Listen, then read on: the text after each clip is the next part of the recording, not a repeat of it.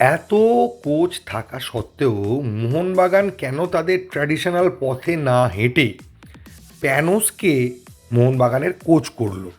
গতকাল ম্যাচে যে পেনাল্টির একটা আবেদন হয়েছিল, সেই পেনাল্টিটা ছিল না, কি প্রবলেম হয়েছিল সেটা নিয়ে আলোচনা করব।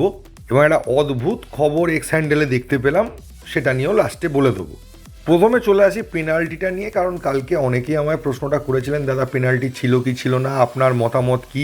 দেখুন, পেনাল্টি যে ছিল এটা নিয়ে আমার মনে হয় ইস্টবেঙ্গল সমর্থকদেরও কোনো আপত্তি থাকবে, কারণ পেনাল্টি ছিল না এটা প্রমাণ করার মতো কোনো কারণ বা কোনো যুক্তি কিন্তু আমি দেখতে পাইনি। প্রবলেমটা এটাই হয়েছিল যে ফিফার নিয়ম অনুযায়ী বল যখন আপনার হাতে লাগছে, যদি হাতে লাগে তখন হাতটা যদি আপনার বডির সাথে একদম লেফটে থাকে বা একদম ফিক্স থাকে, বা বডিতে হাতে একসাথে বল লাগে, বা বডিতে লেগে বলটা হাতে লাগে, তাহলে কোনো ক্ষেত্রে পেনাল্টি নয় বা হ্যান্ডবল নয়। হ্যান্ডবল ডাইরেক্টলি হাতে লাগলে এবং হাতে লাগার ফলে বলের ডিরেকশান চেঞ্জ হলে। তো গতকালের ম্যাচে দুটোই হয়েছিল, তাই ওটা জেনুইন 100% পেনাল্টি। কিন্তু রেফারি ওটা যে অ্যাঙ্গেলে ছিল সে দেখতে পায়নি বলটা বডিতে লেগে হাতে লেগেছে না ডাইরেক্টলি হাতে লেগেছে। যদি একটু বুদ্ধি করতো বুঝতে পারতো, কারণ হাতটা পেছন দিকে ডিফ্লেক্ট হয়ে গেছিলো। অতটা ডিফ্লেকশন বডিতে লেগে বল লাগলে হবে না। যদিও লাইন্সম্যানের কাছে সুযোগ ছিল, সে রেফারিকে বলতেও পারতো, কারণ সে একমাত্র পরিষ্কার দেখতে পারতো ব্যাপারটাকে। কিন্তু আমি মোহনবাগান সমর্থক সকলকে বলবো যে এটার জন্য কিন্তু প্রস্তুত থাকুন। এটা নতুন ঘটনা নয়, এটা এবারও অনেকবার ঘটবে যতদিন না পর্যন্ত ভিএআর আসছে। এবং এটা যে খেলার রেজাল্টে কোনো এফেক্ট ফেলেনি, এটাই একটা বিশাল বড় ব্যাপার। নেক্সট যদি চলে আসি মেন টপিকটা, কেন প্যানোসকে চুজ করলো, এটা নিয়ে আমি আগেও বলবো ভেবেছিলাম। কিন্তু প্রবলেমটা হচ্ছে, আমি যেগুলো বলবো ভেবেছিলাম সেটা বলার পর দেখা গেল যে মোহনবাগান সেরকম খেলতে পারছে না, বা প্যানোসের সিস্টেমটাকে অ্যাডপ্ট করতে পারছে না, বা প্যানোস এখানে এসে অন্যরকম কোনো সিস্টেমে খেলাচ্ছেন, তাহলে তো বলাগুলো বেকার হয়ে যাবে। তো সেই জন্য আমি ফার্স্ট মোহনবাগানের ম্যাচটা পর্যন্ত ওয়েট করেছিলাম। এখন আর বলতে কোনো অসুবিধে নেই, কালকে যে সিস্টেমটা আপনারা দেখতে পেলেন এই সিস্টেমটা কিন্তু পাঞ্জাব এফসিতেও ছিল। এবং যদি ভেবে দেখেন যে আমাদের যে অ্যান্টোনিও লোপেস হাবাস আমাদের একবার লিগ শিল্ড দিয়েছে, মলিনা লিগ শিল্ড দিয়েছে, তো এদের খেলার ক্ষেত্রে যে জায়গাটা দেখা যাচ্ছিল যে ডিফেন্স আগলে অ্যাট্যাক করো, এটা পুরনো খেলা, পুরনো দিনের খেলা। এখন খেলাটা অনেকটা চেঞ্জ হয়ে গেছে।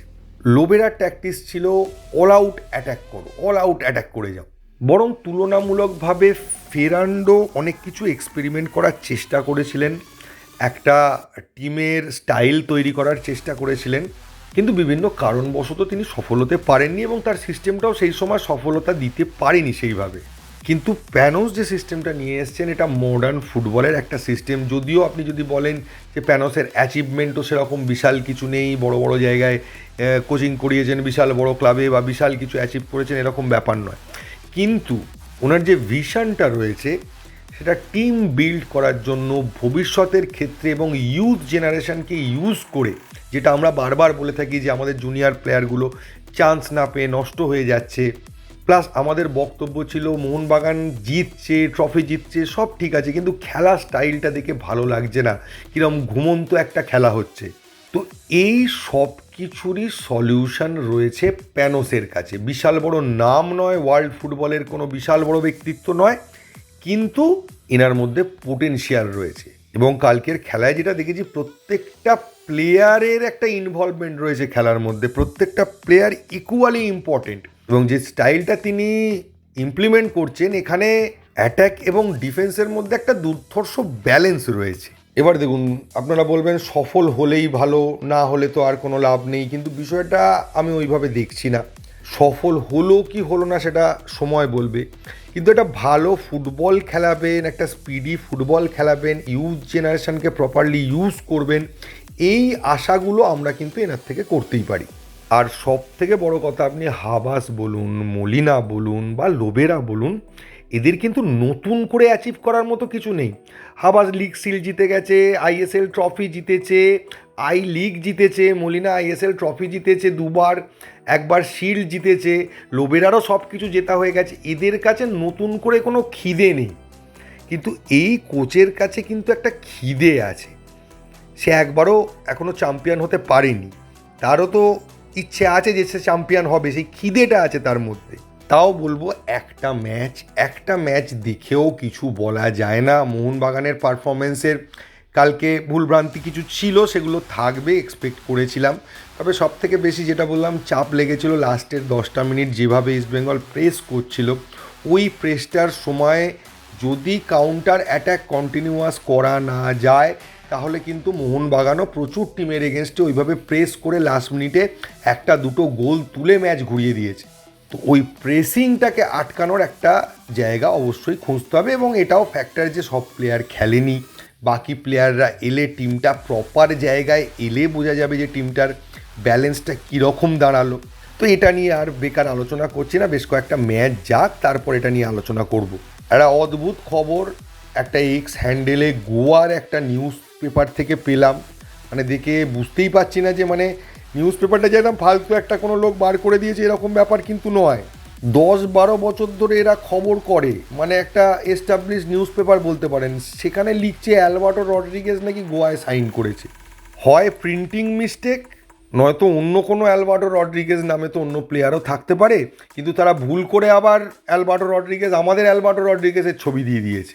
এবং পেপারটার ডিটেল খুলে দেখলাম যে পেপারটা খারাপ নয় বলেই আমি অবাক হয়ে গেলাম, নাহলে পাত্তাও দিতাম না, এসব ফালতু খবর প্রচুর আসে।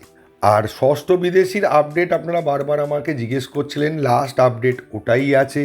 মার্কাস মার্গুলা আপডেট দিয়েছে, আমি দিইনি। সেটা হচ্ছে যাকে মোহনবাগান সই করতে চলেছে সে একজন প্রপার ফরওয়ার্ড প্লেয়ার, কোনো অ্যাটাকিং মিডফিল্ডার নয়, মানে মিডফিল্ডের প্লেয়ার নয় সে, এবং কোনো ফ্রি প্লেয়ার নয় যে ক্লাবহীন বসে আছে এরকম কাউকে নিয়ে আসছে, এরকম ব্যাপারও নয়। তবে লাস্ট যতটুকু আপডেট পাওয়া যাচ্ছে সেটা হচ্ছে ফাইনাল ডিসিশন প্যানোসি নেবেন। তিনি বিচার করবেন মোহনবাগানের শর্ট লিস্টের 2-3টে প্লেয়ার আছে, মানে যে খবরগুলো আমরা শুনতে পাচ্ছি সব কটা কিন্তু ভুল খবর নয়, যে মোহনবাগান হয়তো ফরওয়ার্ড নেওয়ার দিকেই এগিয়ে রয়েছে, সেইরকমই ডিসিশান রয়েছে। কারণ যখন বলা হচ্ছে যে প্যানোস ফাইনাল ডিসিশান নেবেন অপশানগুলোর মধ্যে, তার মানে একটা দুটো তো অপশান রয়েছে। তো দেখা যাক। আমার মনে হচ্ছে যেটা যে খবরগুলো আমরা টুকরো টুকরো পাচ্ছি, কেউ বলছে অ্যাটাকিং মিডফিল্ডার কাম স্ট্রাইকার, কেউ বলছে স্ট্রাইকার, কেউ বলছে মানে আপনার বেশ পাওয়ারফুল স্ট্রাইকার, এরকম নানা রকম খবর আসছে। তো আমার মনে হয় এরকম 2-3টে অপশান আছে বলে এই খবরগুলো তৈরি হচ্ছে। এখন প্যানোস কাকে চুজ করে সেটাই দেখতে হবে, সেটাই ফাইনাল হবে। তো খুব শিগগিরই এটার ঘোষণা হবে, এরকমই খবর পাওয়া যাচ্ছে। আর মার্কাস যেটা লাস্ট জানিয়েছে যে সাদিকু টাইপের এআরের বলে খুব ভালো খেলতে পারে এরম একটা স্ট্রাইকার খুঁজছে প্যানোস। তো এই ভিডিওতে এইটুকুই। থ্যাংক ইউ, ধন্যবাদ এবং জয় মোহনবাগান।